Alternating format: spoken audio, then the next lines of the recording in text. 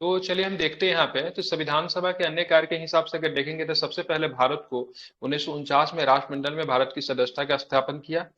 राष्ट्रीय ध्वज को कब अपनाया गया? तो 22 जुलाई 1947 को राष्ट्रीय ध्वज को अपनाया गया। ठीक है। 24 जनवरी 1950 को राष्ट्रीय गान, फिर 24 जनवरी 1950 को ही राष्ट्रीय गीत, और 24 जनवरी 1950 को ही मतलब डॉक्टर राजेंद्र प्रसाद को भारत के पहले राष्ट्रपति के रूप में मतलब चुना गया। तो तीन क्रम जो थी 24 जनवरी को हुई। ठीक है। आर आर आर, आर से राष्ट्रीय गान, आर से राष्ट्रीय गीत, आर से मतलब राष्ट्रपति। ठीक है। इतना आपको ध्यान में रखना है। संविधान सभा बनने में खर्च की समय की बात करेंगे तो 2 वर्ष 11 महीना 18 दिन। ठीक है। 12 दिन कम, 3 वर्ष तो लग ही गए। ठीक है। टोटल बैठकों की बात की 11 बैठकें होती है टोटल। ठीक है। संविधान निर्माताओं ने कितने देशों का मतलब संविधान के अध्ययन किया? अगर ये प्रश्न अगर आपसे पूछा जाए तो लगभग 60 देशों के संविधानों का अवलोकन किया गया। प्रारूप पे बहस कितनी दिन हुई? ये प्रश्न कई बार पूछा गया है। अगर पूछेगा प्रारूप पे बहस कितनी दिन हुई तो क्या बताएंगे? तो बहस आपका कितना दिन होता है? 114 दिन तक मतलब विचार किया जाता है। ठीक है। बात करेंगे पैसे कितने खर्च हुए थे? 63,99,000 समथिंग रुपया खर्च होता है, अप्रॉक्स में 64 लाख है। ठीक है। ध्यान में रखेंगे। अब यहाँ पे बात करेंगे अंतिम बैठक कब हुई? अगर पूछेगा संविधान सभा की अंतिम बैठक कब हुई? ठीक है। तो संविधान सभा की अंतिम बैठक की बात करेंगे 24 जनवरी 1950 को संविधान सभा की मतलब क्या हुई? अंतिम बैठकें होती है। ठीक है। ध्यान में रखेंगे। ठीक है। अब बात करेंगे संविधान सभा की अंतिम बैठक जो होती है 24 जनवरी 1950 को होती है।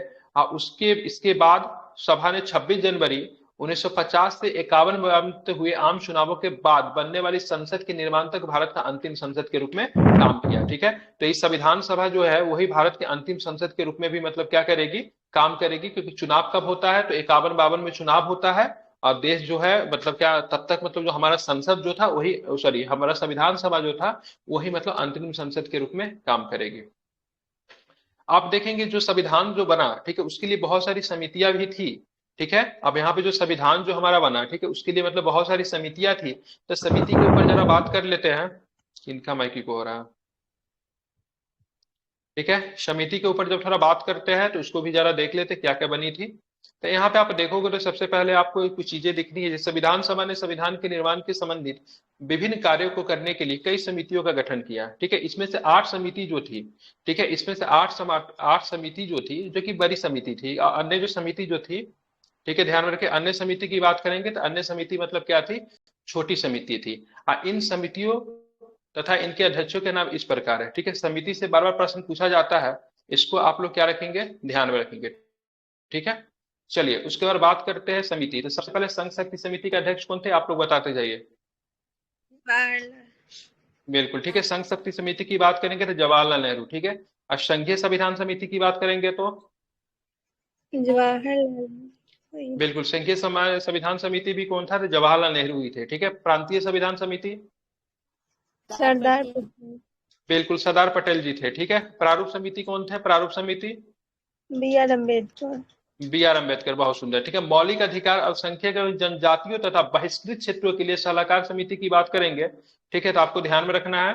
ठीक है। और परामर्श जैसे बात करें बहिष्कृत क्षेत्रों के लिए सलाहकार समिति, या फिर जनजातियों तथा बहिष्कृत क्षेत्रों के लिए सलाहकार समिति, मौलिक अधिकारों, अल्पसंख्यक एवं जनजातियों तथा बहिष्कृत क्षेत्रों के लिए सलाहकार समिति जो थी, जो कि परामर्शदाता समिति थी, ठीक है, इसके पटेल थे। ठीक है। और इसी के अंतर्गत निम्नलिखित 5 गो उप समिति थी। इसकी बहुत सारी उप समिति भी मतलब बनी हुई थी। ठीक है। कौन कौन थी उप समिति उसको देख लेते हैं। तो सबसे पहले बात करेंगे इसकी उप समिति में बात करते हैं तो कुछ उप समिति आपको निकल कर आता है। जैसे कि देखेंगे मौलिक अधिकार उप समिति किसके अंतर्गत था? जेबी कृपलानी। ठीक है। मौलिक अधिकार उप समिति की बात करेंगे जेबी कृपलानी के अंतर्गत। अल्पसंख्यक उप समिति की बात करेंगे एससी मुखर्जी। ठीक है। उत्तर पूर्व सीमांत जनजातीय क्षेत्र असम को छोड़कर, ठीक है, तथा आंशिक रूप से छोड़े गए क्षेत्र के लिए गोपीनाथ बरदोलई। ठीक है। उसके बाद बात करेंगे हाँ, तो गोपीनाथ बरदोलई जो क्षेत्र जिस जहां से समिति जो बनी थी ना, असम नहीं शामिल था। ठीक है। छोड़े गए एवं आंशिक रूप से छोड़े गए क्षेत्र असम से सिंचित क्षेत्रों के अलावा के लिए उप समिति ए बी ठक्कर बना था, जो कि किसी किताब में नहीं मिलेगा, इसी में दिया हुआ है। उसके बाद बात करेंगे और भी कुछ उप समिति थी, जैसे कि से उत्तर पश्चिमी फ्रंटियर जनजाति क्षेत्र उप समिति की बात करेंगे, ये भी एक समिति बनी थी। तो यहाँ पे ये 5 समिति जो थी उप समिति थी, किसके अंतर्गत थी उप समिति? तो मौलिक अधिकारों, अल्पसंख्यक एवं जनजातियों तथा बहिष्कृत क्षेत्रों के लिए सलाहकार समिति जो थी, जो कि एक प्रकार का परामर्शदाता संपत्ति थी, परामर्शदाता समिति थी, इसके अध्यक्ष जो थे सरदार पटेल थे। इसी के अंतर्गत 5 गो और भी उप समिति आती थी, जैसे मौलिक अधिकार उप समिति जेबी कृपलानी, अल्पसंख्यक उप समिति एससी मुखर्जी।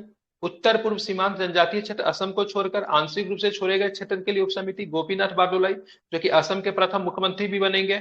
ठीक है, उसके बाद आगे चलेंगे तो क्या मिलेगा आपको, बिल्कुल ठीक है, उसके बाद चलेंगे छोड़े गए आंशिक रूप से छोड़े गए क्षेत्रों, असम में सिंचित क्षेत्रों के अलावा उप समिति की बात करें एबी ठक्कर बनेंगे, तो इसको आपको क्या रखना है, ध्यान रखना है।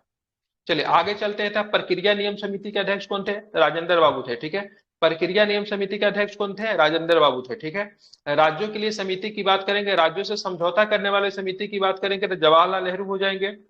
ठीक है, संचालन समिति की बात करेंगे तो डॉक्टर राजेंद्र प्रसाद हो जाएंगे। ठीक है, सबको आपको ध्यान में रखना है। ठीक है,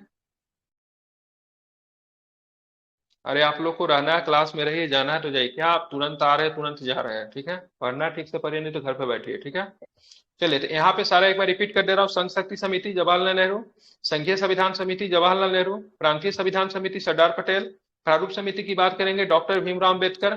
ठीक है, मौलिक अधिकार अल्पसंख्यक एवं जनजातियों तथा बहिष्कृत क्षेत्रों के लिए सलाहकार समिति जो थी सरदार पटेल हो जाएंगे। मौलिक अधिकार की उप समिति की बात करेंगे जेबी कृपलानी, अल्पसंख्यक उप समिति की बात करेंगे एससी मुखर्जी।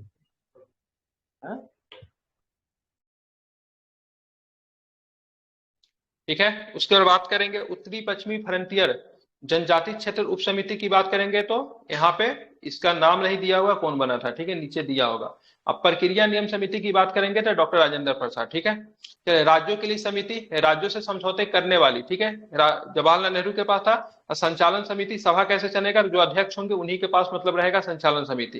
तो किनके पास रहेगा संचालन समिति, तो अध्यक्ष कौन थे, तो राजेंद्र बाबू थे। ठीक है, इतना आपको ध्यान में रखना है। आप देखेंगे बहुत सारी छोटी समिति भी थी जिससे एक दो प्रश्न कभी कभी पूछे जाते हैं, जैसे वृत्त एवं कर्मचारी स्टाफ समिति राजेंद्र बाबू आज तक नहीं पूछा गया है। प्रत्यायक, ठीक है, समिति की बात करेंगे, ठीक है, तो अल्लादी कृष्ण स्वामी अय्यर। ठीक है, सदन समिति की बात करें बी पटाभी सीतारमैया, नहीं पूछा गया। हाँ, कार्य संचालन समिति से प्रश्न कभी कभी आते हैं। ठीक है, तो कार्य संचालन समिति की बात करेंगे तो डॉक्टर के एम मुंशी होंगे, क्या होंगे, डॉक्टर के एम मुंशी होंगे। ठीक है, ध्यान में रखेंगे।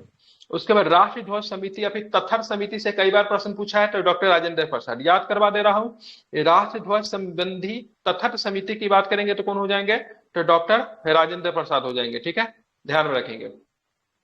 संविधान सभा के कार्यों के लिए समिति की बात करेंगे तो जीबी मालंकर, कौन हो जाएंगे, संविधान सभा के कार्यों के लिए समिति की बात करेंगे तो कौन हो जाएंगे, तो जीबी मालंकर। ठीक है, ध्यान में आपको रखना है। आगे चलेंगे तो आगे क्या प्रश्न है उसको भी जरा देखते हैं। जैसे सर्वोच्च न्यायालय के लिए तत्थर समिति की बात करेंगे तो एस बरदाचारी जो कि सभा के सदस्य नहीं थे, तो ये बड़ा इंपॉर्टेंट है। ठीक है, इंपॉर्टेंट इसलिए आ जाता है कि एस बरदाचारी को मतलब एक समिति का सदस्य तो बना, समिति का अध्यक्ष तो बनाया गया था, ठीक है, लेकिन वो सभा के सदस्य नहीं थे। अगर पूछेगा सर्वोच्च न्यायालय के लिए तत्थर समिति जो बनी थी, ठीक है, उस व्यक्ति का नाम बताइए जो कि समिति का अध्यक्ष तो था लेकिन मतलब सभा का मतलब क्या था, सदस्य नहीं था, तो क्या नाम है उसका, एस बरदाचारी नाम है। ठीक है, मुख्य आयुक्तों के प्रांतों के लिए समिति बना, पी पट्टाभी सीतारमैया बने थे। संघीय संविधान के वित्तीय प्रावधानों संबंधी समिति नलिनी रंजन सरकार। ठीक है, तो इसके लिए नलिनी रंजन सरकार, ठीक है, जो कि वो भी मतलब सभा की मतलब क्या थी, तो सदस्य नहीं थी। ठीक है, ये सारे फैक्ट यहाँ से बनते हैं, कभी कभी प्रश्न यहाँ से पूछे जाते हैं। संविधान सभा की समितियां, संविधान सभा की सारी कार्य जो थी इन्हीं समितियों के मतलब क्या होती थी, अधीन होती थी। इसको आपको ध्यान में रखना है। ये प्रश्न पूछा गया भाषाई प्रांत आयोग की बात करेंगे तो एसके डर भी कहते हैं जो कि सभा के सदस्य नहीं थे। ठीक है, धर आयोग बनता है ना 1948 में। ठीक है, तो एसके डर की बात करेंगे, ये भी सभा के सदस्य नहीं थे। तो अभी तक आपने क्या बरदाचारी के बारे में पढ़ा जो कि सभा के सदस्य नहीं थे। ठीक है, एसके डार के बारे में पढ़ा, ये भी सभा के सदस्य नहीं थे। उसके बाद बात करेंगे तो कहा गया नलिनी रंजन सरकार, ये भी सभा के सदस्य नहीं थे। ठीक है, प्रारूप संविधान की जांच करने के लिए विशेष समिति राजेंद्र बाबू, प्रेस दीर्घा समिति उषा नाथ सेन, और नागरिकता तथा समिति की बात करेंगे एस बरदाचार्य, ये भी जो थे आपके क्या थे, तो सभा के सदस्य नहीं थे। अब यहाँ पे देखेंगे प्रारूप समिति पे किस किस हिसाब से चीजें चलती थी। प्रारूप समिति को थोड़ा सा समझ लेते हैं क्योंकि हमारे एग्जाम के, क्योंकि मेन जो था ड्राफ्टिंग कमेटी ही था जो कि मतलब किसी भी चीज को मतलब ड्राफ्ट करने की काम करती थी। सारा समिति यहीं पे आसपास घूम के आता था, अंतिम यहीं से तैयार होता था। तो ड्राफ्ट समिति को प्रारूप समिति को समझना जरूरी है।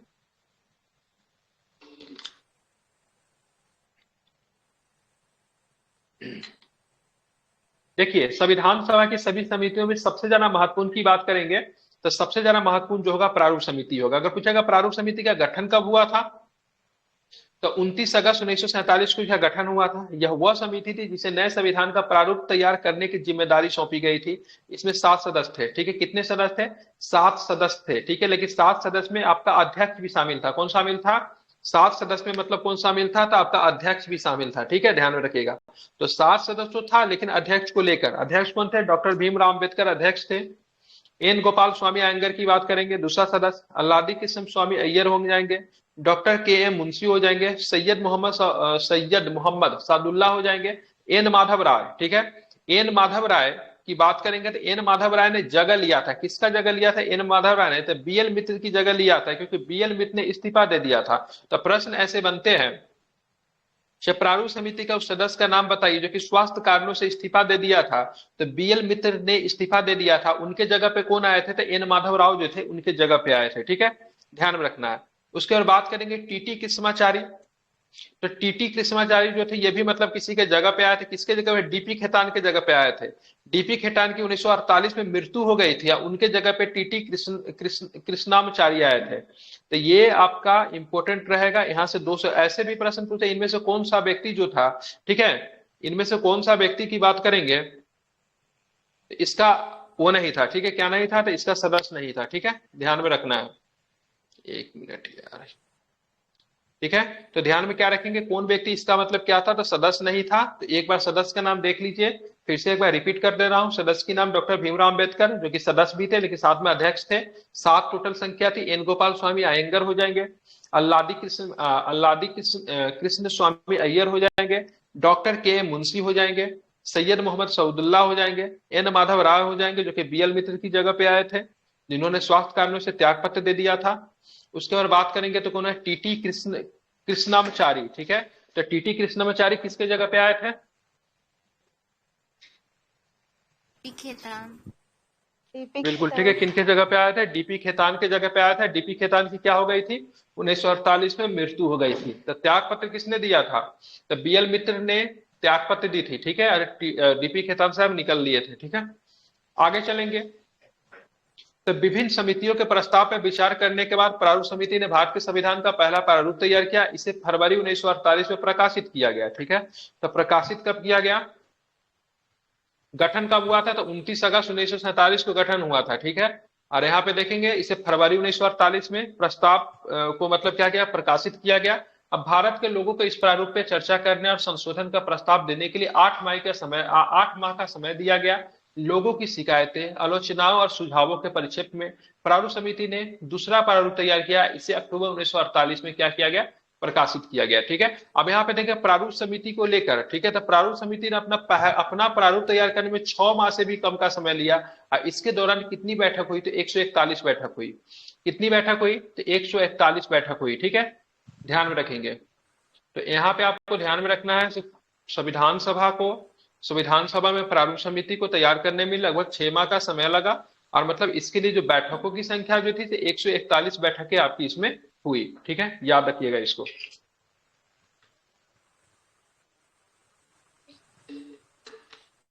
अब हम लोग देखेंगे संविधान मतलब हमारा प्रभाव में कैसे आता है, ठीक है। तो संविधान का प्रभाव में आना, इन चीजों को जरा समझते हैं। तो देखेंगे डॉक्टर भीमराव अंबेडकर ने सभा में 4 नवंबर 1948 को संविधान का अंतिम प्रारूप पेश किया।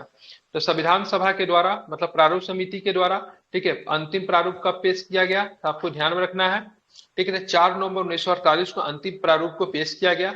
इस बार संविधान पहली बार पढ़ा गया, ठीक है।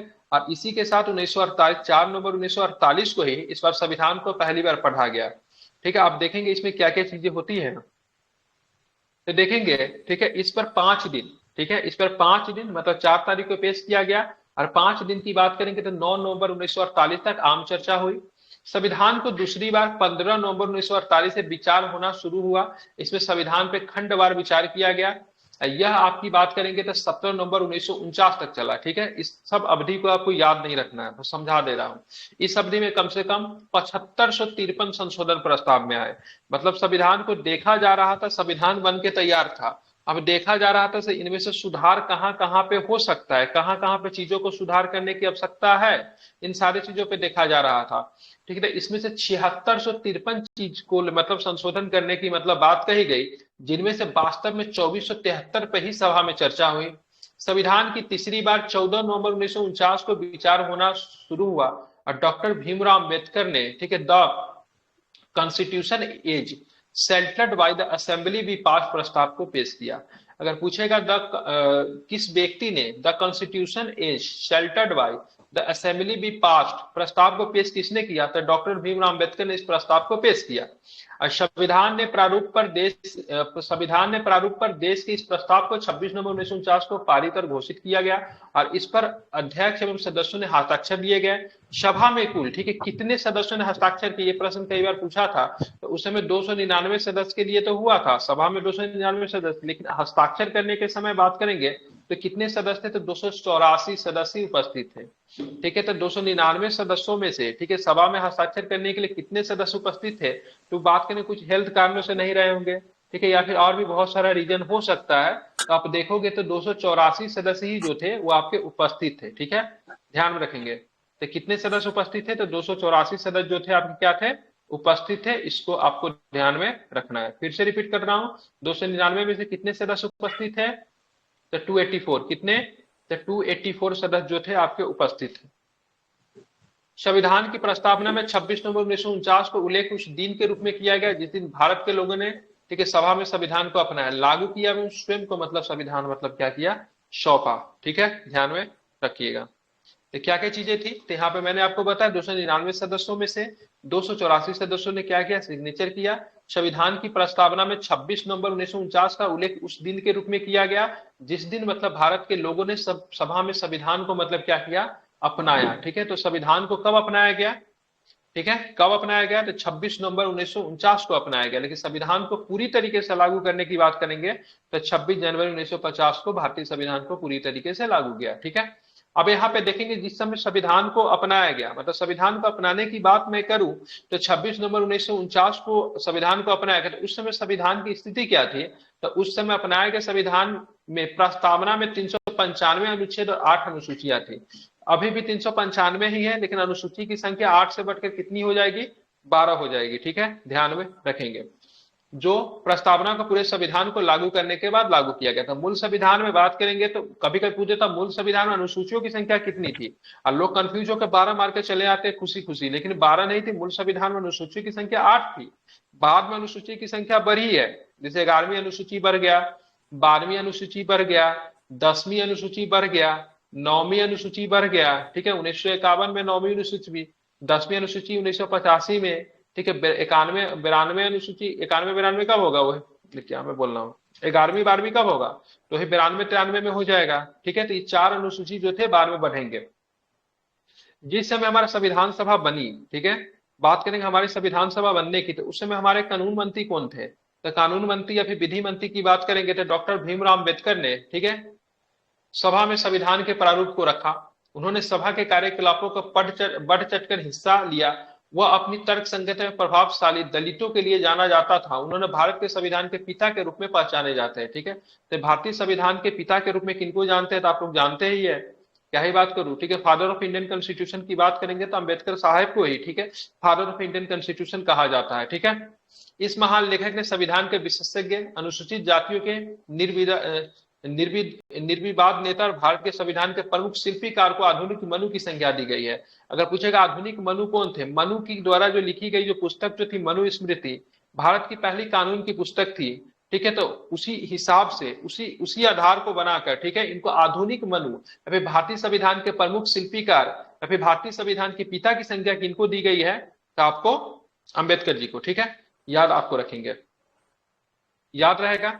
अब यहाँ पे कई बार प्रश्न उठता है, ठीक है, यहाँ पे आप लोग नोट डाउन कर लीजिए। ठीक है, आपके लिए जानकारी का प्रश्न, कई बार प्रश्न ये पूछता है जिस समय हमारा संविधान बनकर तैयार हुआ, तो 26 नवंबर 1949 को जब हमारा संविधान लागू हुआ, ठीक है, तो पूरी तरीके से लागू नहीं हुआ, आंशिक रूप से लागू हुआ, तो किस किस आर्टिकल्स को लागू कर दिया गया, तो ये प्रश्न पूछा जाता है। ठीक है, तब यहाँ पे जिस समय हमारा संविधान बनकर तैयार हुआ 26 नवंबर 1949 को, नागरिकता, चुनाव, तथाकथित संसद, अस्थायी एवं परिवर्तनशील नियम तथा छोटे छोटे से जुड़े कुछ प्रावधान अनुच्छेद अपने आप लागू हो जाते हैं। आप काउंट कर लीजिए कौन कौन लागू होते हैं। ठीक है, कभी कभी दिक्कत होता है, 1 2 3 4 5 6 7 8 9 10 11 12 13 14 15 15 आर्टिकल्स को उसी बार लागू कर दिया। कोई कोई लोग 15, कोई कोई लोग 16 भी बताते हैं, लेकिन अकॉर्डिंग टू लक्ष्मीकांत 15 ही है। ठीक है, फिर से बता रहा 15 ही है ना, गलत नहीं ना, पर 15 आर्टिकल्स को उस समय लागू कर दिया जाता है। 1 2 3 4 5 6 7 8 9 10, 10 3 13 2 15। इसमें से आर्टिकल्स कौन कौन है? ठीक है, 5 6 7 8 9, ये तो रिपीट है। 5 से लेकर 9 तक दिक्कत नहीं होगा, 5 से लेकर 9 तक तो कोई दिक्कत नहीं होगा ना। उसके बाद चलते हैं, उसके बाद आर्टिकल 60, आर्टिकल 60 को लागू कर दिया गया। 324, क्योंकि देश में चुनाव कराना था, तो 60 हो गया, 324 हो गया, 366 67 फिर से रिपीट है, 79 80 फिर से रिपीट है, 88 91 और 92 93। ठीक है, 92 93 को लागू किया गया। 392 393, ठीक है, किस किस को लागू किया गया? 392 को, 399 को, 393 को, 388 को, 391 को, ठीक है, 367 को, सॉरी 367 को और 366 को। इधर मतलब कितना था? 79 और 80 को।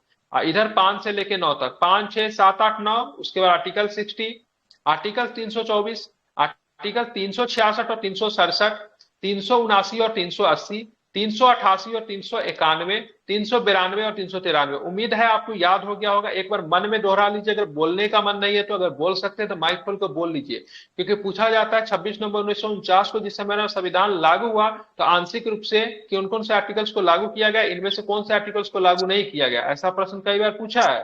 ठीक है, एग्जाम का स्टैंडर्ड में अच्छे एग्जाम देंगे तो पूछे जाएंगे। ठीक है, याद हो गया?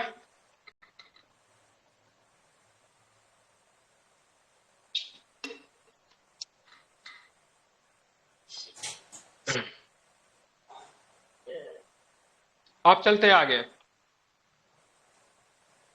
आप चलेंगे आगे तो आप देखेंगे संविधान के शेष प्रावधान। ठीक है, बाकी जो शेष प्रावधान जो थे 26 जनवरी 1950 को लागू हुए। इस दिन संविधान की शुरुआत के दिन के रूप में देखा जाता है, और इसे मतलब इसलिए कौन सा दिवस मनाते हैं?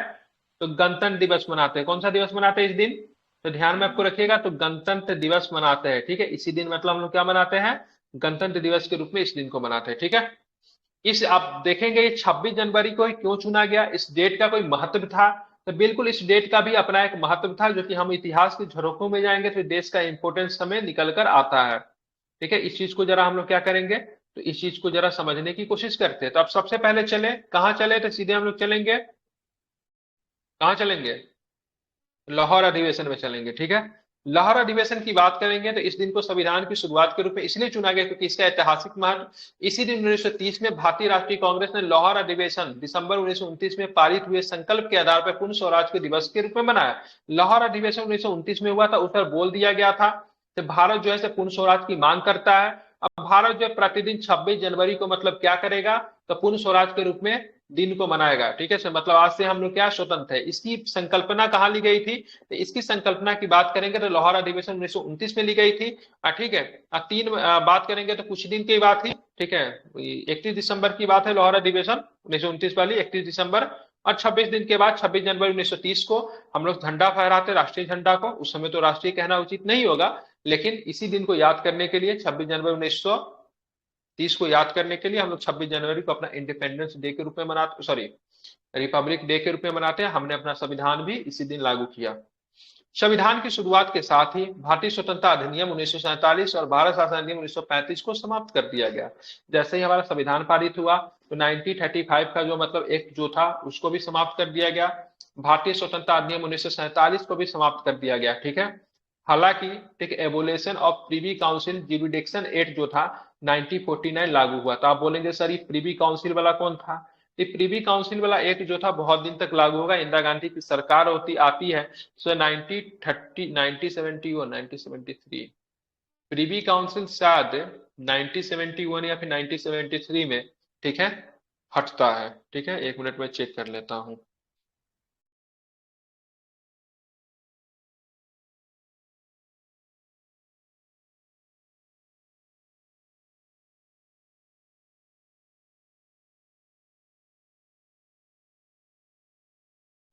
कब हटा?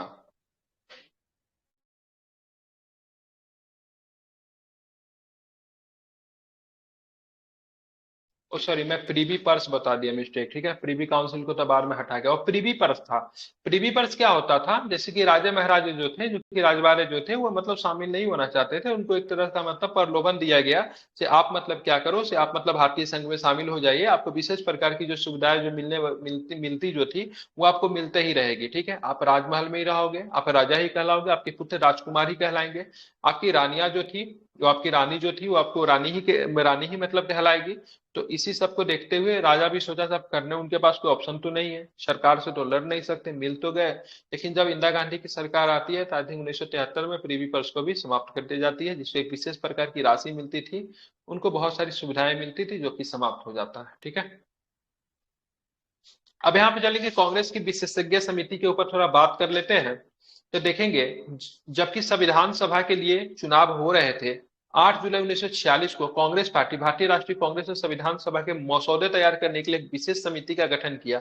इसके निम्नलिखित सदस्य थे, ठीक है। इसमें जवाहरलाल नेहरू थे, एम आसिफ अली थे, के एम मुंशी थे, गोपाल स्वामी अयंगर थे, के टी सेठ थे, डी आर गाडगिल थे, हुमायूं कबीर थे, ठीक है, के संथानम थे। बाद में सभापति के प्रस्ताव पे कृष्ण कृपलानी को समिति के सदस्य एवं संयोजक के रूप में संयोजित किया गया एवं शामिल कर लिया गया। समिति की बैठक के हुई, पहली बैठक 20 से 22 जुलाई 1946 जो दिल्ली में, या दूसरी बैठक 15 से 17 अगस्त बंबई में मतलब क्या होती है, ठीक है। तो ये कौन सी समिति बनी थी, तो बात करेंगे संविधान सभा के मसौदे तैयार करने के लिए एक विशेषज्ञ समिति बनी थी, जिसके ये थे, तो ये सारे किताब में नहीं मिलेगा, लेकिन लक्ष्मीकांत में दिया हुआ है। सदस्यों द्वारा अनेक टिप्पणियां तैयार करने के साथ साथ समिति ने संविधान सभा में अपनाई जाने वाली प्रक्रियाओं, विभिन्न समितियों की संविधान सभा द्वारा नियुक्ति, प्रश्नों पर संविधान सभा के पहले सत्र में संविधान के उद्देश्यों पर एक संकल्प पत्र के प्रारूप की चर्चा की गई। मतलब संविधान किस तरीके से बनेगी नहीं थी, उस पर क्रिया मतलब उसे बातचीत करने के लिए, समझने के लिए एक समिति बनाई गई थी कांग्रेस के द्वारा, ठीक है।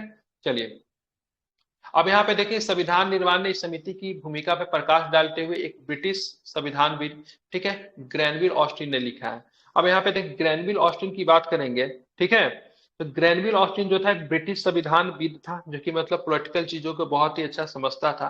तो संविधान निर्माण की समिति की भूमिका पर प्रकाश डालते हुए ब्रिटिश संविधानविद ग्रैनविल ऑस्टिन ने क्या लिखा, ये कांग्रेस की विशेषज्ञ समिति थी, जिसने वर्तमान संविधान की उपलब्धि तक भारत को पहुंचाया, ठीक है। क्या लिखा है, तो लिखा है यह कांग्रेस की विशेषज्ञ समिति जिसने वर्तमान संविधान की उपलब्धि तक भारत को पहुंचाया। समिति के सदस्यों ने, ठीक है, कैबिनेट मिशन स्कीम की तर्ज पर काम करते हुए स्वायत्त क्षेत्र, केंद्र एवं प्रांतीय सरकारें की शक्ति आदि पर सामान्य सुझाव मतलब जो था निर्मित किया, ठीक है। उन्होंने एक संकल्प पत्र भी प्रारूपित किया, उद्देश्य संकल्प, जिसको ऑब्जेक्टिव रेजुलेशन से बिल्कुल मिलता जुलता था। तो ये संविधान सभा बनने से पहले ये सारी चीजें हो रही थी, आगे की क्रियाकलाप किस तरीके से। यहाँ पे क्या उद्देश्य संकल्प, इसको ऑब्जेक्टिव रेजुलेशन कहते हैं। तो ऑब्जेक्टिव रेजुलेशन की बात करेंगे, ठीक है, तो किसने प्रस्तुत किया, तो नेहरू जी ने प्रस्तुत किया था, ठीक है। अब यहाँ पे देखिए, संविधान सभा की बहुत सारा आलोचना भी होती है। अब किन अर्थों में संविधान सभा की आलोचना होती है, इसे भी हमें जानना मतलब क्या है, एक सिविल के स्टूडेंट होने के नाते जानना जरूरी है। हमारा संविधान बहुत अच्छा है, लेकिन संविधान का हमारा आलोचना भी होता है, ठीक है। कभी कभी बोल देगा भारतीय संविधान को क्रिटिकल एनालिसिस कीजिए, तो ये सारी चीजें भी हमें जाननी जरूरी है, ठीक है। तो आलोचकों ने विभिन्न आधारों पर संविधान की आलोचना की, और ये आधार कौन कौन है, तो सबसे पहले देखेंगे, यह प्रतिनिधि निकाय नहीं थी, ये बहुत बड़ी बात है। संविधान सभा जो थी प्रतिनिधि निकाय नहीं थी। अब यहाँ पे प्रतिनिधि निकाय नहीं थी कहने का मतलब क्या है, तो यहाँ पे जैसे प्रतिनिधि निकाय किसे कहेंगे, तो प्रतिनिधि निकाय वैसे निकाय को कहेंगे जहां पे, ठीक है, जहां पे जो प्रतिनिधि जो होंगे डायरेक्ट जनता के द्वारा चुन के आएंगे। संसद क्या है, संसद को क्या जन प्रतिनिधि शब्द समझते हैं। जन प्रतिनिधि के मतलब ये होता है ऐसा प्रतिनिधि जो कि डायरेक्ट जनता के द्वारा निर्वाचित होता है ना। तो यहाँ पे तो चुनाव करने का मतलब क्या होता है, बिल्कुल यहाँ पे चुनाव करने की प्रक्रिया क्या थी, तो यहाँ पे जन प्रतिनिधि जैसा कोई कॉन्सेप्ट तो था नहीं था ना। आलोचकों ने दलीलें दी कि संविधान प्रतिनिधि सभा नहीं थी, क्योंकि इसके सदस्यों का चुनाव भारत के लोगों द्वारा वयस्क मताधिकार के आधार पर नहीं हुआ था। मतलब संविधान सभा में जो लोग बैठे जो थे, वह मतलब प्रांतीय विधानसभा से चुने गए थे, न कि जनता के द्वारा चुने गए थे। अगर आप जनता के द्वारा नहीं चुने जा रहे हो, तो फिर आप जनता के लिए किस आधार पे कानून बना रहे हो। तो बहुत लोग इस आधार पे मतलब क्या करते हैं, संविधान का आलोचना करते हैं, संविधान सभा का, दूसरा फैक्ट ये कहता है संप्रभुता का अभाव। आलोचकों का कहना है कि संविधान सभा एक संप्रभु निकाय नहीं थी, क्योंकि इसका निर्माण ब्रिटिश सरकार के प्रस्तावों के आधार पर हुआ था। यह भी कहा जाता है कि संविधान सभा अपनी बैठकों से पहले ब्रिटिश सरकार से इजाजत लेती थी। तो यहाँ पे ये संप्रभु भी का कहा जाए, मतलब क्या हुआ सर? संप्रभुता मतलब, ठीक है, आप संप्रभु है अभी, ठीक है, आप भीसी में हो, आपको मन करना है क्लास कट करके जा सकती है, फिर मन करेगा तो चली आएगी, ठीक है। तो ये अपने आप में आप संप्रभु हो। अपने निर्णय को लेने के लिए जब आप स्वतंत्र हो, देन यू आर संप्रभु, ठीक है, समझ रहे हैं ना। लेकिन यहाँ पे संविधान सभा के साथ दिक्कत ये थी, संविधान सभा एक संप्रभुता का अभाव था, क्योंकि बोला जाता था जब भी इनकी बैठक होती थी तो यहाँ तक कि ब्रिटिश से मतलब परमिशन लेना पड़ता था। कहीं न कहीं से ब्रिटिश का लगाव तो था, क्योंकि संविधान सभा का आप किस योजना के आधार पर संविधान सभा का निर्माण कर रहे थे? कैबिनेट मिशन योजना, कैबिनेट मिशन प्लान था ना, उसी के आधार पर संविधान सभा की बात कही गई थी ना। तो कहीं न कहीं से ब्रिटिश का इसमें इन्वॉल्वमेंट था, इसीलिए कहा जाता है संविधान सभा पूरी तरीके से संप्रभुता का अभाव आपको देखने को मिलता है। तीसरा रीजन इन्होंने बोला कि समय की बर्बादी है, ठीक है। क्या बोला? समय की बर्बादी है। आलोचकों के अनुसार संविधान सभा ने इसके निर्माण की जरूरत से कहीं ज्यादा समय ले लिया। उन्होंने कहा कि अमेरिका के संविधान निर्माताओं ने मात्र 4 माह में अपना काम पूरा कर लिया। तो अमेरिका के संविधान निर्माताओं ने मात्र 4 माह में अपना काम पूरा कर लिया। निराजुद्दीन अहमद संविधान सभा के सदस्य ने इसके लिए अवमानना दर्शाने के लिए प्रारूप समिति हेतु एक नया नाम गढ़ा। उन्होंने इसके लिए, ठीक है, अपवहन समिति कहा, ठीक है, अपवहन समिति, ठीक है। तो निराजुद्दीन अहमद ने संविधान सभा के सदस्य जो थे ने इसके लिए एक अवमानना दर्शाने के लिए प्रारूप समिति के हेतु एक नया नाम कर दिया। इसको अपवहन समिति मतलब कह के पुकारा, क्योंकि इससे समय की ज्यादा बर्बादी थी। इन्होंने अमेरिकन कॉन्स्टिट्यूशन को मतलब एग्जाम्पल देते हुए कहा से भाई साहब अमेरिकन कॉन्स्टिट्यूशन तो 4 महीना में बना दिया, तुम लगा दिए 2 वर्ष 11 महीना 18 दिन, 12 दिन और जोड़ देते तो 3 साल तो पूरी ही जाता, ठीक है। इसके लिए तुमने क्या किया? तो 114 दिन मतलब क्या कर दी? बहस रखी, 11 को मतलब बैठक किए। याद रखिएगा, इसे कॉन्सेप्ट जो बता रहा हूं इंपॉर्टेंट है, पूछे जाते हैं, ठीक है।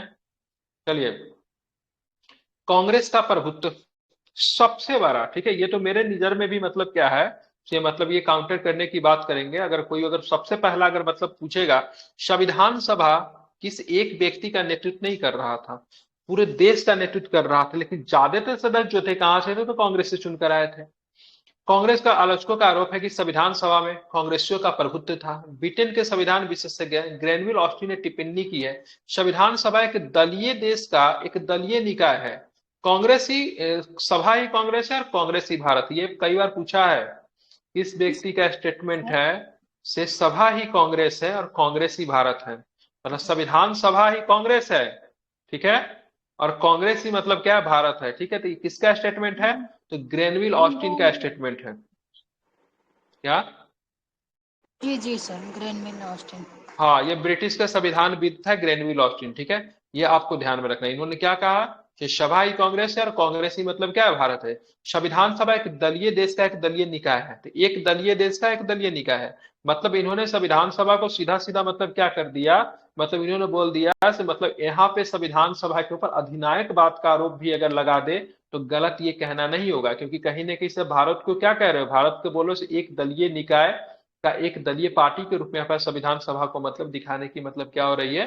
कोशिश मतलब हो रही है, ठीक है।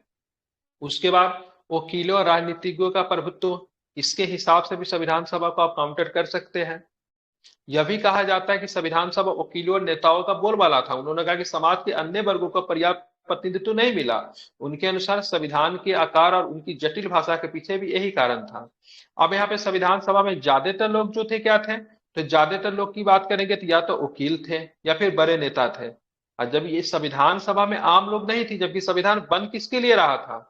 आम लोगों के लिए बन रहा था, ठीक है। जैसे समझ लीजिए आप कुछ ऐसा काम करते हैं, ठीक है, तो आप कुछ ऐसा काम कर रहे हैं, ठीक है, तो किसी के लिए कर रहे हैं तो उसको तो इस चीजें के बारे में जानकारी होनी चाहिए ना। आप जिसके लिए कर रहे हो उसको समझ में नहीं आ रहा है।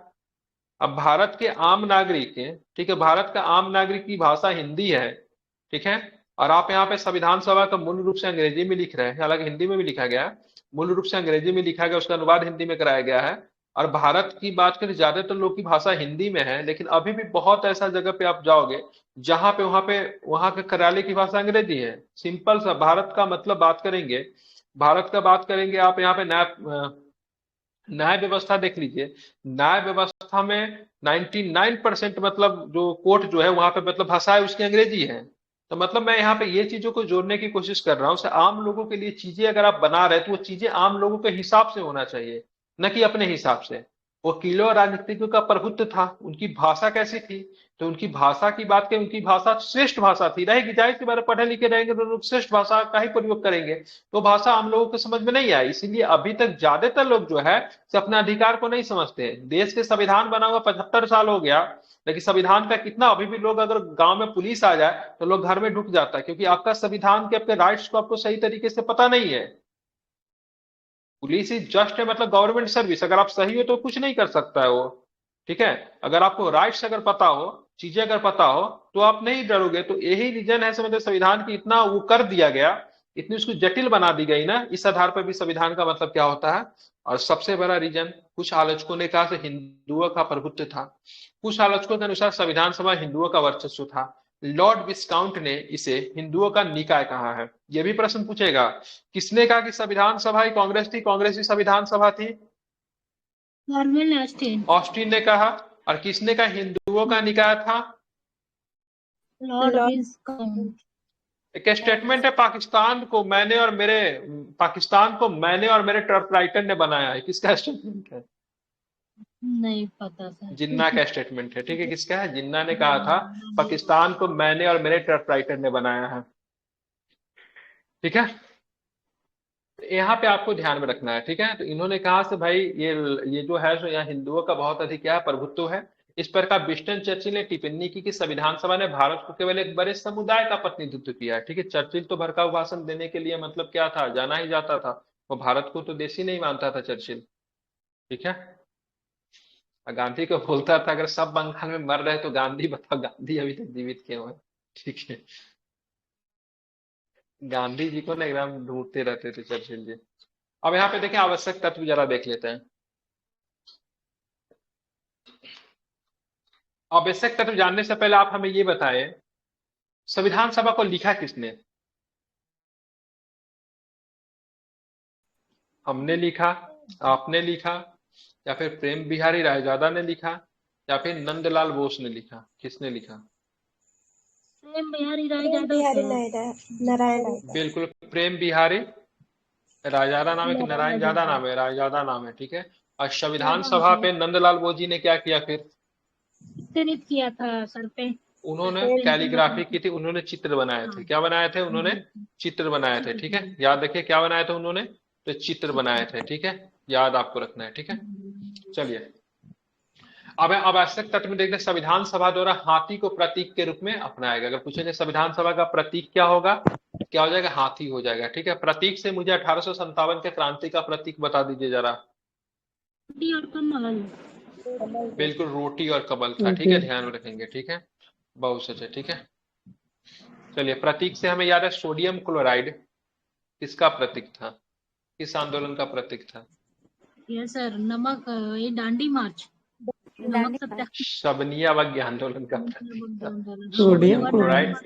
हाँ, पूछा हुआ सोडियम क्लोराइड, एक्चुअली में लिखा हुआ था सोडियम क्लोराइड, इसीलिए मैंने पूछा, ठीक है। किसी का मुझे भी सुनकर हंसी आई, ठीक है। किस आंदोलन से सोडियम क्लोराइड का जुड़ाव है? ऐसा मतलब वो देखना चाह रहा था बच्चे में, मतलब उसका हिंदी भी पता हो से किसका मतलब प्रचलित नाम है सोडियम क्लोराइड, इतिहास का भी जानकारी रखता है, इसलिए एग्जाम ने ऐसा प्रश्न किया। बी एन राव की बात करेंगे तो संविधान सभा के संवैधानिक सलाहकार या फिर कानूनी सलाहकार कह लीजिए नियुक्त किया गया।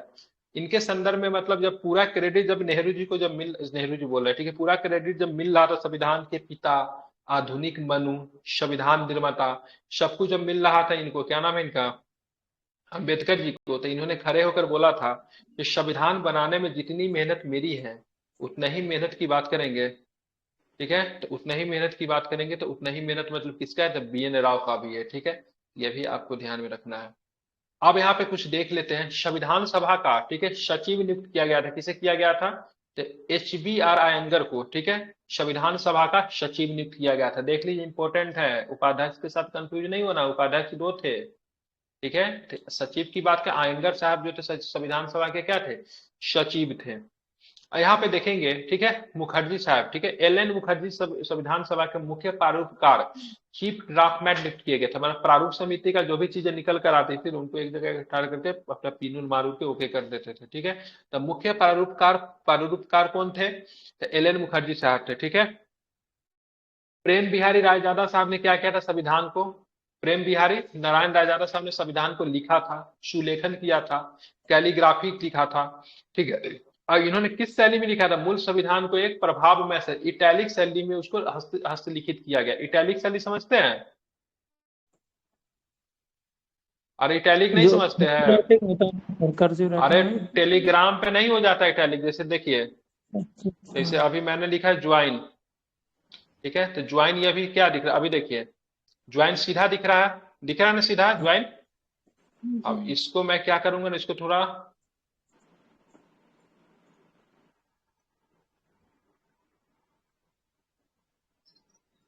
अब देखिए ये कैसा हो गया, दिखा? जी सर। कर्सिव हो गया, ठीक है, थोड़ा सा कर्सिव हो गया गया। है। हाँ, तो इसको बोलते हैं इटैलिक शैली। तो इन्होंने संविधान सभा को लिखने के लिए किस शैली का प्रयोग किया? तो इटैलिक शैली का प्रयोग किया, ठीक है। इतना प्रयोग करके आप लोगों को समझाना पड़ता है, ठीक है, समझ गए? चलिए, तो इटैलिक शैली का इन्होंने क्या किया? प्रयोग किया, ठीक है। आप देखेंगे अब यहाँ पे मूल संस्करण को थोड़ा सुंदर बनाना था, बढ़िया बनाना था, अट्रैक्टिव रखे, तो इनके लिए मूल संस्करण सौंदर्यीकरण और सजावट में शांति निकेतन के कलाकार, ये शांति निकेतन के कलाकार रविंद्रनाथ टैगोर जी के क्या नाम थे? अमिंद्रनाथ टैगोर कौन थे जो थे पेंटर, जो थे भारत माता का चित्र बनाए थे? क्या नाम था उनका? अमिंद्रनाथ टैगोर। उनके भाई थे ना अविंद्रनाथ। हाँ हाँ रविंद्रनाथ बिल्कुल, ठीक है। उनका एक शिष्य हुआ करता था जिनका नाम था नंदलाल बोस। उनका बोस। एक शिष्य हुआ करता था, उनका नाम था नंदलाल बोस। तो ये मतलब वही शांति निकेतन के कलाकारों ने किया, जिनका नाम था नंदलाल बोस। और ब्यूहर, उसमें एक बार और भी था, ठीक है, ब्यूहर राम मनोहर सिन्हा, दोनों को बुलाया गया। इन्होंने मतलब मूल संघ के सौंदर्यीकरण किया। सौंदर्य का मतलब सजाया, उस पर अच्छे अच्छे चित्र बनाए, कुछ भगवान के भी चित्र बने हुए हैं, बहुत बढ़िया बढ़िया चित्र बनाया हुआ है, ठीक है।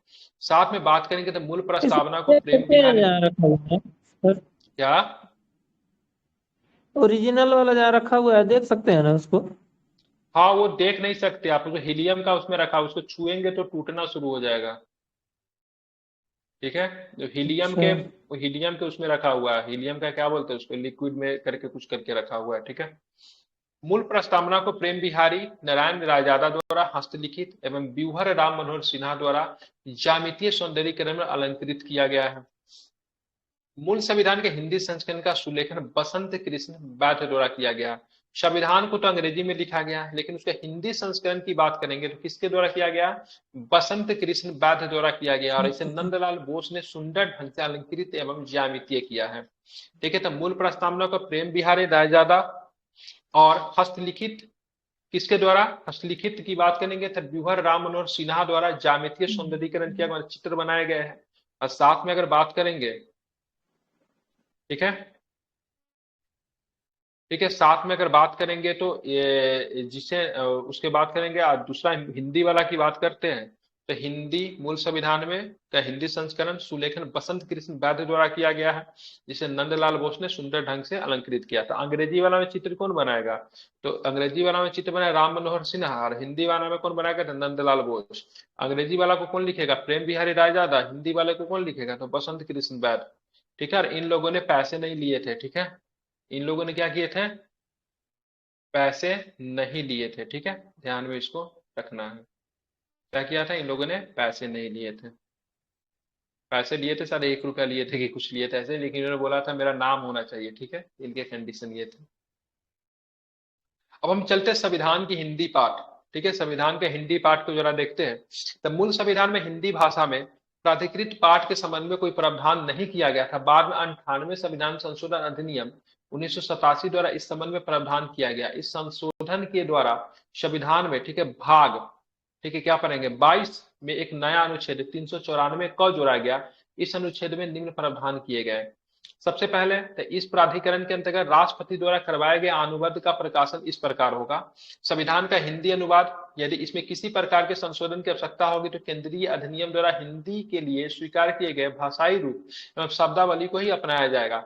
संविधान के सभी संशोधन प्रकाशन से पहले सम्मिलित किए जाएंगे, ठीक है। तो हिंदी अनुवाद करने के लिए 1987 में मतलब इसके लिए मतलब क्या किया गया, एक प्रावधान किया गया। इसके लिए कौन सा संशोधन ध्यान में रखिएगा। संशोधन की बात करेंगे, इस संशोधन के द्वारा कुछ नए शब्दों को जोड़े गए, जिसमें से भाग की बात करेंगे तो भाग 22 अनुच्छेद 394 के क को जोड़ा गया। ठीक है, इसमें क्या है, राष्ट्रपति के आदेश से करवाया गया इसका हिंदी अनुवाद। संविधान के प्रत्येक संशोधन जो अंग्रेजी में है हिंदी अनुवाद किया जाएगा। तो संविधान के जितने भी संस्करण जो अंग्रेजी में, सबका मतलब क्या किया जाएगा, तो हिंदी अनुवाद किया जाएगा। इस हिंदी पाठ का वही अर्थ लगाया जाएगा जो अंग्रेजी के मूल पाठ में विहित है। ठीक है, मतलब सेम टू सेम, ऐसा नहीं से मतलब अंग्रेजी में कुछ और है उसका हिंदी में कुछ और कर दिए। यदि अर्थ लगाने में कोई असुविधा उत्पन्न होगी तो राष्ट्रपति द्वारा इसका उपयुक्त परीक्षण कराया जाएगा। अगर अर्थ लगाने में, ठीक है, अगर समझने में कोई दिक्कत होती है तो राष्ट्रपति के द्वारा इसका परीक्षण कराया जाएगा, चेक करवाया जाएगा। ठीक है, संविधान के प्रत्येक संशोधन का जो अंग्रेजी में है हिंदी अनुवाद किया जाएगा तथा हिंदी भाषा का प्राधिकृत समझा जाएगा। ठीक है, ध्यान में रखेंगे। अब हम आते हैं संविधान सभा में 1946 के अनुसार सीटों का आवंटन। यह प्रश्न इंपॉर्टेंट है, कई बार पूछे जाते हैं, ध्यान में रखेंगे। तो 1946 में सबसे पहले सीटों की संख्या 389 हुआ करती थी। कितनी होती थी, तो 389 सीटें हुआ करती थी, जिसमें से ब्रिटिश प्रांतों से कितने आए थे, तो ब्रिटिश प्रांतों की संख्या उस समय 11 था, 4 को मतलब कमिश्नरी हो जाएगा। ठीक है, देशी रियासत से 93 को सीट था। ठीक है, तो ब्रिटिश प्रांत की संख्या उस समय कितना था, 11 को था, 4 को कमिश्नरी था। ठीक है, 4 को कमिश्नरी याद करने का बहुत अच्छा तरीका ABCD बताया था मैं। ठीक है, ABCD। ठीक है, ए से मतलब क्या होगा, अजमेर हो जाएगा। ठीक है, बी से बलूचिस्तान हो जाएगा, सी से मतलब कुर्ग हो जाएगा, डी से मतलब क्या हो जाएगा, दिल्ली हो जाएगा। 4 को कमिश्नरी आपको निकल गया। कमिश्नरी पे रूल कैसे चलता था, तो कमिश्नरी पे रूल चलाने के लिए आपका क्या होते थे, आयुक्त होते थे, जिनको चीफ कमिश्नर क्या बोलते हैं, मुख्य आयुक्त होते हैं, जिनको अभी भी आपका होता है IAS अधिकारी होता है। ठीक है, मुख्य आयुक्त के द्वारा कमिश्नरी के शासन पर चलता है। लेकिन ब्रिटिश भारतीय प्रांत का शासन व्यवस्था कैसे चलता है, तो लेफ्टिनेंट गवर्नर के द्वारा चलता था। ठीक है, गवर्नर के द्वारा मुख्यतः यहाँ का प्रशासन को चलाया जाता था। तो 1946 के अनुसार सीटों की संख्या कितनी है, 389 है, जिसमें ब्रिटिश प्रांत से 292, देशी रियासत से 93। अब मुख्य आयुक्त के प्रांत की बात करें 4, तो देशी रियासत जो 93 को जो दिया गया है खाली रह जाता, आता ही नहीं है। अब चलेंगे संविधान सभा के लिए हुए चुनावों के परिणाम। अब चुनाव जब होता है 389 सीटें तो दी गई, 389 सीटें तो दी गई। ठीक है, तो ध्यान में रखेंगे चुनाव इसमें किस तरीके से होता है। तो 389 सीटें में से 296 सीटें ही मतलब आ पाया। क्यों नहीं आ पाया भाई साहब, तो ये जो ये गधा लोग जो दिख रहा है देशी रियासत वाले, इन लोगों ने चुनाव में पार्टिसिपेट करने से मतलब क्या कर दिया, इनकार कर दिया, ये नहीं शामिल होंगे। तो कांग्रेस के 208 सीटें मिली, मुस्लिम लीग को 73 सीटें मिली। बाकी सब अगर पूछेगा ना, सबको एक एक मिलेगा, इंडिपेंडेंट पार्टी को 8 सीट मिलेगा। याद करना बहुत आसान है, कुछ भी पूछेगा एक ही होगा, आपको 3 ही याद रखना है। कौन 3 याद रखने हैं, कांग्रेस के 208, मुस्लिम लीग को 73 मिले, और स्वतंत्र पार्टी को इंडिपेंडेंट उम्मीदवार थे उनको कितने सीटें मिले, तो उनको सीटें कितनी मिली, तो उनकी 8 सीटें मिली। ठीक है, तो 208, 73, 8 बस याद रखिएगा, 296। ठीक है, जबकि सीटें तय कितनी कह गई थी, कितनी सीटें तय की गई थी, 389 सीट कह गई थी। तो आप यहाँ पे देखिए 296 सीट मिली, इसमें से आपको क्या कर दीजिएगा, 93 को सीट जोड़ दीजिए। किसका सीट जोड़ दीजिए, तो ये गधा लोग पार्टिसिपेट नहीं किया था, देशी रियासत वाला। ठीक है, तो जोड़ेंगे तो कितना होगा, 6 3 9 9 9 18 3 389 पुर गया। तो 389 सीटें पे चुनाव होनी थी, लेकिन ये लोगों ने पार्टिसिपेट नहीं किया, इसीलिए कितने सीटें पे चुनाव हुई, 296 सीटें पे चुनाव हुई, जिसमें 208 सीटें मतलब किसने जीती, कांग्रेस ने जीता। ये बातें किसको खल गई, तो ये बातें हमको और आपको नहीं खली, ये बातें खल गई किसको, तब मुस्लिम लीग को खल गई। उसने सोचा भाई साहब अगर 208 सीटें पे ये चुनाव अगर जीतेगा, ठीक है, मेरे पास 73 को सीट है, तो यहाँ पे टोटल सीट अगर मान ली 296 है, अप्रोक्स में मान लीजिए से मतलब 300, ठीक है, 300 सॉरी 296 का आधा कितना हुआ, 296 को आधा जो होता है 148 होता है। हाँ, 148 होता है। मेजोरिटी देश में, जब डेमोक्रेटिक कंट्री में फैसला हमेशा किससे होता है, तो हमेशा मेजोरिटी से फैसला होता है। ऐसे कंडीशन में तो ये जो कानून को चाहेगा वो कानून को पास कर लेगा, क्योंकि इसके पास तो हमेशा 173 से ज्यादा ही सीट आएगा ना, 148 से तो ज्यादा ही सीट आएगी, कितनी जनसंख्या ज्यादा है। अगर अकेले 208 सीटें अगर जीत रही है, ठीक है, अकेले अगर कांग्रेस अगर 208 सीटें जीत रही है, और मान लीजिए संविधान सभा में सदस्यों की संख्या कितनी है, 296 है, तो मेजोरिटी से चाहेगी तो हर कुछ को तो ये बिल को तो पास करा लेगी ना। इसी बात को लेके बहुत ज्यादा अखर जाता है इसको। मुस्लिम लीग के साथ दिक्कत क्या था, ये तो मतलब वैसे जगह से चुनाव तो हारे ही हारे जहां से कांग्रेस के उम्मीदवार खड़े थे और हिंदुओं की संख्या ज्यादा थी। ये वैसे जगह से भी चुनाव हार गए जहां पर मुसलमानों की संख्या ज्यादा थी। ये बातें और भी इनकी दिमाग खराब हो गई। इससे भाई साहब मेरा तो कुछ हो ही नहीं रहा है, ठीक है। तो इस वजह से भी इन्होंने बोला नहीं, बांटो और छोड़ो।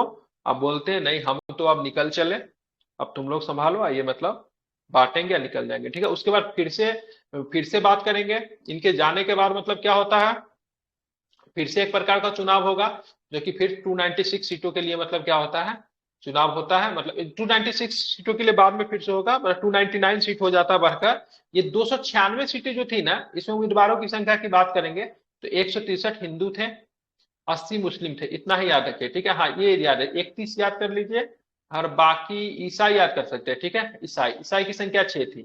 कितनी थी ईसाई? ईसाई से मुझे याद आया ना, ईसाई की याद आया तो ईसाई से एंग्लो इंडियन भी याद आ जाता है, ठीक है। 3 याद रखेगा। एंग्लो इंडियन से एक प्रश्न पूछता है, ये आपका गोल में सम्मेलन जो था, राउंड टेबल कॉन्फ्रेंस जो हुआ था, एंग्लो इंडियन का कौन नेतृत्व कर रहा था? केटी पॉल नेतृत्व कर रहे थे, कई बार प्रश्न पूछा। केटी पॉल कौन थे? केटी पॉल थे, ठीक है, याद रखेगा। हिंदू का 163, मुस्लिम के 80 सीटें आई, अनुसूचित जाति के 3 सीटें आए, भारतीय ईसाई के 6 मिले, ठीक है। एंग्लो इंडियन के कितने? 3 मिले, ठीक है। सिख के 4 मिले, ठीक है। पारसी भी था, छोटा सा समुदाय, उनको भी 3 सीटें मिले। 296 पुर गए, और ये नहीं शामिल हुए। क्यों नहीं शामिल हुए? तो देसी रियासत आपके शामिल नहीं हुए, ठीक है। अब यहाँ पे देखेंगे, ठीक है, यहाँ पे देखेंगे भारत की संविधान सभा 31 दिसंबर 1947 को राज्यवार सदस्यता की बात करेंगे तो सबसे ज्यादा संख्या कहां से आती थी? कहां गया? उत्तर प्रदेश, ठीक है। हाँ, संयुक्त प्रांत। संयुक्त प्रांत का मतलब यूनाइटेड प्रोविंस बोलते थे, इसी को बोलेंगे यूपी।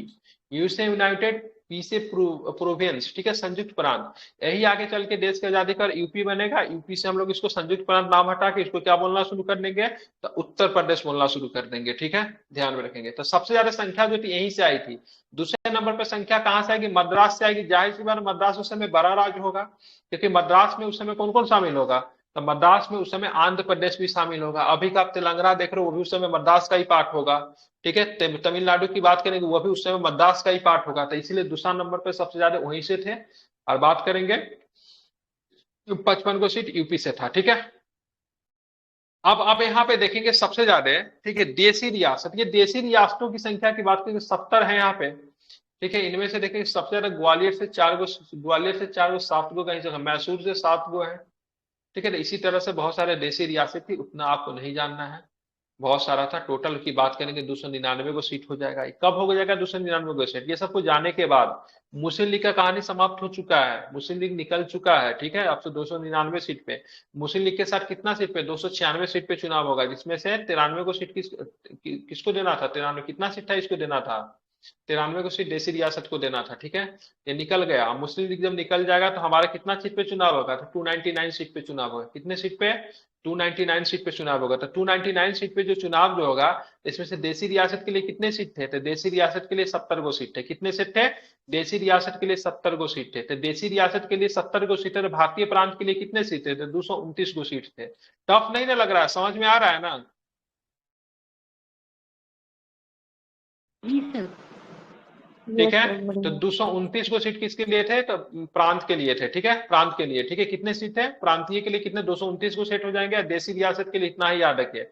अब इसमें से कहां से कितना था वो नहीं याद रखना है। सबसे ज्यादा संयुक्त प्रांत से था, उत्तर प्रदेश से, अभी भी सबसे ज्यादा वहीं से है, ठीक है। उत्तर प्रदेश अभी भी 80 को लोकसभा का सीट है, इतना। दूसरे नंबर पे मद्रास से थे। क्यों मद्रास से था मैंने आपको बता दिया।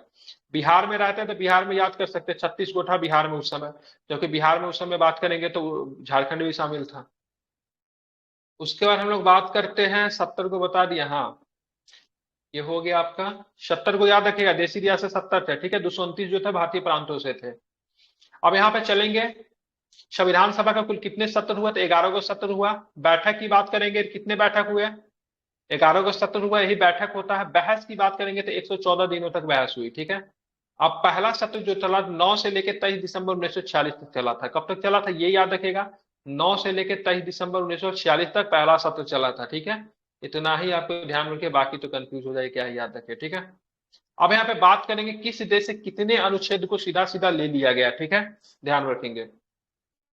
तो संयुक्त राज्य अमेरिका से हम लोगों ने, ठीक है, सॉरी सॉरी, ये अनुच्छेद की बात नहीं कर रहे, मतलब किस देश के संविधान में कुल कितना अनुच्छेद है उसके बारे में बात हो रही है। हाँ, बात करेंगे संविधान सभा की, ठीक है। अंतिम बैठक की बात करेंगे तो 24 जनवरी 1950 को पुनः बैठक हुई, जबकि सदस्यों ने भारत के संविधान पर अपने हस्ताक्षर किए। और इस समय सदस्यों की संख्या कितनी थी जिस समय हस्ताक्षर किए गए? अभी जस्ट बताया था थोड़ा पहले। जिस समय संविधान सभा पे हस्ताक्षर किए गए उस समय सदस्यों की संख्या कितनी थी? कितने सदस्य उपस्थित थे उस समय? 89 89 284 284। कौन बोले 289? सामने दीवार उबाल होगा, उस पर सर पटक किए। उतना लोग नहीं मरेंगे, ठीक है? इतना मर गए कम थे क्या? 15 लोग नहीं थे, ठीक है, जिसमें से कुछ लोग बीमार थे, कुछ लोग का देहांत हो गया था, तो ये लोग नहीं थे, ठीक है? इतना अच्छा से समझाने के बाद भी दिक्कत हो रही है। 2 दूना 4, 4 दूना 8, याद रखेगा, ठीक है? 284।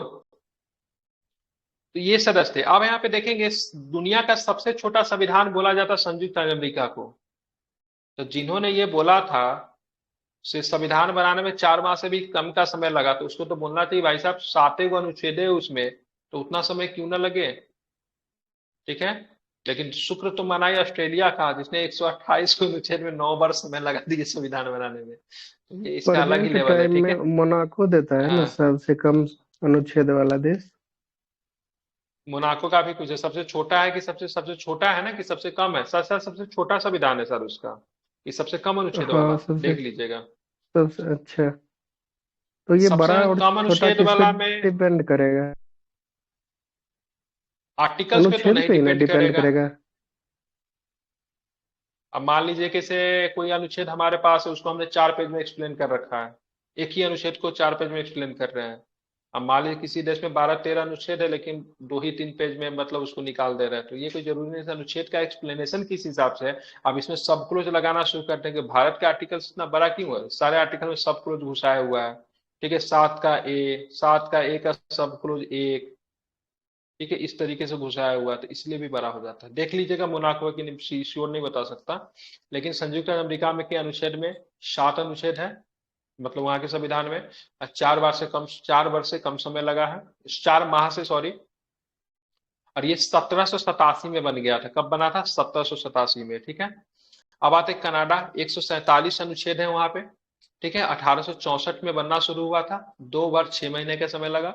ऑस्ट्रेलिया की बात करें 128 है, ठीक है? 1891 से लेकर 1900 तक बनते रहे, तो लगभग 9 वर्ष का समय लग गया। दक्षिण अफ्रीका की बात करेंगे, दक्षिण अफ्रीका के संविधान में 153 है, ठीक है, अनुच्छेद। 153 अनुच्छेद के 1908 से लेकर 1909 तक 1 वर्ष का समय लगा। 153 में भारत के क्या है, 153 आर्टिकल्स में भारत में क्या चीज का प्रावधान किया गया 153 में? राज्यपाल। बिल्कुल, ठीक है, गवर्नर है, ठीक है, ध्यान में रखेंगे। अब यहाँ पे देखेंगे संक्षिप्त शीर्षक प्रारंभ हिंदी पाठ एवं सिमरन से संबंधित अनुच्छेद की बात करेंगे, तो 394 का ए याद रखिएगा, ठीक है? इसी के आधार पर हिंदी को मतलब अनुवाद करवाया गया है। हिंदी में प्रामाणिक पाठ है, ठीक है, यही आधार पर। राष्ट्रपति के आदेश से हुआ था, किसके आदेश से? राष्ट्रपति जी के आदेश से, ठीक है? अब यहाँ पे चलते हैं। 3 सदस्यीय समिति पहुंची थी, जिसको कैबिनेट मिशन के नाम से जानते हैं। इस पर बीपीएससी प्रश्न पूछा है, ठीक है? पैट्रिक लॉरेंस थे, स्ट्रेटफोर्ड क्रिप्स थे, ठीक है, एबी अलेक्जेंडर था। इससे पहले क्रिप्स मिशन पहुंचा था 42 में, ठीक है? 1942 में उसको लीड कौन कर रहा था? स्ट्रेटफोर्ड क्रिप्स ही कर रहा था, ठीक है? कभी ऐसा भी प्रश्न पूछ देगा, उस व्यक्ति का नाम बता जो कि क्रिप्स में भी था, कैबिनेट में भी था, तो वो स्ट्रेटफोर्ड क्रिप्स ही हो जाएगा, ठीक है? 24 मार्च 1946 को भारत पहुंचा। इसने अपनी योजना 16 में 1946 को प्रकाशित की। इसमें शामिल की बात करेंगे कौन कौन था? तो बम्बई था, मद्रास हो गया, बॉम्बे होगा, संयुक्त प्रांत, बिहार, मध्य प्रांत, उड़ीसा, ठीक है? ये टोटल 11 को होगा, काउंट कर लीजिएगा, ठीक है? इसमें कौन कौन मतलब शामिल थे कमिश्नरी, बता ही दिया है, याद करने का बहुत। इसको पढ़िए ए, इसको पढ़िए बी, इसको पढ़िए सी, इसको पढ़िए डी। मारवाड़ को बाद में शामिल नहीं किया गया है, ठीक है? 4 ही तो था, इसमें मारवाड़ क्यों दे रहा है भाई, ठीक है? भारत सरकार नियम 1935 के कर संपत्ति में शिक्षा के आधार पर सीमित मताधिकार प्रदान की गए। आंशिक रूप से मताधिकार दिए गए। कंडीशन क्या क्या था? आप टैक्स दे रहे हो, आप पढ़े लिखे लोग हो, और साथ में आपके पास क्या होना चाहिए? संपत्ति होना चाहिए। 3 आधार रखा गया था, इंपॉर्टेंट है, ठीक है? सभी लोगों को वोट देने का अधिकार नहीं दिया गया था। कौन कौन शामिल थे? तो बड़ौदा, बीकानेर, जयपुर, पटियाला, रीवा और उदयपुर के शामिल था इसमें, ठीक है? डोमिनियन विधानमंडल के रूप में संविधान सभा की पहली बैठक कब हुई? तो डोमिनियन विधानमंडल के रूप में संविधान सभा की पहली बैठक 17 नवंबर 1947 हुई तथा जीवी मालंकर को इसका अध्यक्ष नियुक्त। और डोमिनियन विधानमंडल क्या था? तो डोमिनियन विधानमंडल ये था, जब तक हमारी संविधान सभा बंद रही थी, ठीक है, तब तक हम पूरी तरीके से आजाद नहीं हुए थे, इसलिए हम लोग को डोमिनियन स्टेट का दर्जा मिला था। अब ये समझिएगा, ये इसको अगर अच्छे से एक्सप्लेन करूं तो इसके पीछे बहुत सारा रीजन था, लेकिन हम लोग को डोमिनियन स्टेट का दर्जा मिल गया था जब तक हम लोगों ने भारतीय स्वतंत्रता अधिनियम 1947, भारत शासन अधिनियम 1935 को समाप्त न कर दिया, तब तक हम लोग डोमिनियन स्टेट के रूप में काम कर रहे थे। ठीक है, ध्यान में रखेंगे। अगर यहाँ पे स्वतंत्र भारत के रूप में अगर हम लोग काम करना शुरू करते तो बहुत बड़ा पेज फट जाता है। ठीक है, रीजन क्या था, रीजन मैं बता दूंगा क्या, पाकिस्तान और भारत का बीच का मामला मतलब फंस जाता, और स्वतंत्र भारत के रूप में काम करते तो सामान वगैरह जो बंटना था, पैसे वगैरह बंटना था, ये सब बहुत सारा इशू हो जाता। इसलिए हम लोग डोमिनियन स्टेट के रूप में ही काम करना शुरू किया, और डोमिनियन विधानमंडल के रूप में संविधान सभा की पहली बैठक 17 नवंबर 1947 को हुई, और जीबी मालंकर को इसका अध्यक्ष नियुक्त किया गया। तो ये भी प्रश्न बनता है, संविधान सभा जो थी, ठीक है, वो मतलब क्या करती थी, तो आपको संविधान सभा जो थी वो आपको क्या बोलते संसद के रूप में भी कार्य करती थी, और संविधान सभा के रूप में भी काम करती थी। ठीक है, तो अंतरिम संसद के रूप में जब काम करती थी तो इसका अध्यक्ष चेंज होकर जीबी मालंकर हो जाता था संविधान सभा का, और जब संविधान सभा के रूप में काम करती थी इसके अध्यक्ष राजेंद्र बाबू रहते थे। ठीक है, यह है पश्चिमी पंजाब, पूर्वी बंगाल, बांग्लादेश, उत्तरी पश्चिमी सीमा प्रांत। ठीक है, वही खान अब्दुल गफ्फार खान वाला इलाका जो कि अफगानिस्तान से सीमा बनाता है। सिंध हो गया, बलूचिस्तान, असम का सिलहट जिला, पाकिस्तान के लिए एक अलग संविधान की गठित की गई। ठीक है, असम का सिलहट जिला याद रखिएगा। ठीक है, 17 अप्रैल 1952 को अंतिम संसद का अस्तित्व समाप्त हो गया, और पहली संसद निर्वाचित दोनों सदनों में 1952 में चुनाव हुई। ठीक है, तो 1952 तक अंतरिम संसद के रूप में संविधान सभा ही काम कर रही थी। चुनाव हमारे देश में कब हुआ, 51-52 में चुनाव हुआ, लेकिन देश में संसद तो चल रहा था ना, तो संसद जो चल रहा था तो जो संविधान सभा जो था वही संसद के रूप में भी काम कर रही थी। जैसे 1952 में चुनाव अस्तित्व में आया, ठीक है, और लोगों के द्वारा डायरेक्ट जो सदस्य जो चुने गए, तो संविधान सभा के जो वो लोग जो थे संविधान सभा के रूप में जो थे वो लोग हट गए, उसके जगह पे नए लोग आए, या फिर वही लोग थे, हटा कौन था, वो सब तो चुनाव लड़ा ही था। ठीक है, लेकिन उन लोग का प्रक्रिया अलग हो गया, सब वो लोग जीत के आए थे, जनता के प्रतिनिधि थे। उस समय तो जनता का प्रतिनिधि नहीं थे, न राज्यों के प्रांतों के द्वारा चुने गए थे, लेकिन अब क्या थे, तो अब वो जनता के प्रतिनिधि थे। ठीक है, ये सभी बता दूं क्या, ये छोड़ दो, स्किप कर दीजिए इसको। सर छोड़ दीजिए। हाँ जरूरी नहीं है। ठीक है, इसी के तरह आपकी पहली चैप्टर की यहाँ पे समाप्ति होती है। दूसरा चैप्टर क्या है, संविधान की प्रमुख विशेषताएं, silent feature of the Indian constitution, इसी में लग रहा व्याख्या कीजिए, मेंस का प्रश्न बन जाएगा 38 नंबर। इसी में लगा दीजिए व्याख्या कीजिए संविधान की प्रमुख विशेषताओं का, भारतीय संविधान की प्रमुख विशेषताओं का वर्णन कीजिए, 38 नंबर पूरा क्वेश्चन। इसलिए इसमें देखिए हमने लक्ष्मीकांत में उसी चैप्टर को उठाया जो कि हमारे जीएस पेपर 1 के लिए बहुत ज्यादा जरूरी है। ठीक है, मेंस के मद्देनजर ही हम सेम टू सेम क्वेश्चन है। ठीक है, explain the silent feature of the Indian constitution. ठीक है, 38 नंबर का पूछा हुआ है क्वेश्चन ये है। सर ये न्यू एडिशन है क्या? हाँ, छठा वाला एडिशन मैंने व्यवस्था कर लिया आप लोग के लिए, इसके लिए मैंने बहुत कोशिश